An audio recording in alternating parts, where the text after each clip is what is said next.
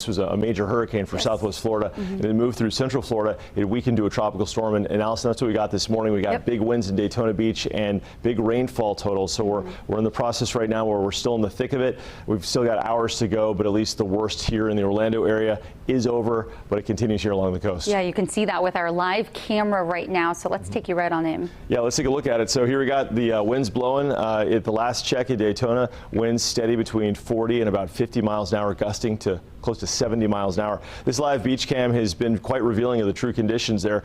A little bit farther inland, though, once you get, and this is a demonstration of the power of the frictional forces of the ground. Once you're inland, you got the trees and the buildings and whatever, and it kind of slows down those winds. This is a shot from the, this is going to be Volusia County, looking, I believe this is the Oak Hill area from one of the fire stations there, and obviously it just looks like kind of a wet morning in that location, but the winds are still gusting. Tropical Storm Ian packing winds of 65. The onshore flow definitely hitting these areas hard. Flagler County, do you see all this hot red on the satellite? That indicates heavy rain. Allison's going to show you that radar coming up in a second.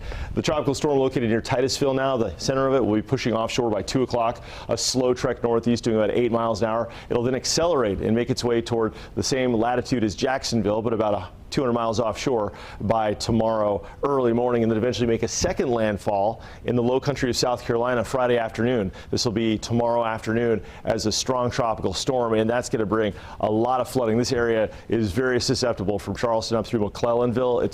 McClellanville is right here. It's very, very beautiful, but very, very low and a lot of canals, so they're also going to see inland flooding from the rain. But look at these peak wind gusts, 86 miles an hour at New Smyrna Beach. Hurricane force wind gusts. Daytona 81, Melbourne Beach 81, Orlando 67, Cocoa 67. And it continues. Tropical storm warnings are in effect until further notice, probably until this evening, and the rain will likely continue. The counterclockwise spin evident as Ian makes its way offshore. But we will find ourselves in the midst of these persistent squalls. I don't want to call them showers per se, because they're squalls. What happens is it starts raining and then the wind picks up. You might have a gust between 50 and 60 miles an hour when before it was only blowing about 15 or 20. You catch a little bit of a lull. When the rain starts, when the squall starts, then all of a sudden you get that tropical storm force wind, because what happens is that all the while at about 5,000 feet up in the sky, the wind is really, really howling. It's going 50, 60, 70 miles an hour. And as the rain starts to fall, it translates that wind down to the surface. So that's why when not much is happening, it's completely quiet. And then all of a sudden you get these ridiculous wind gusts.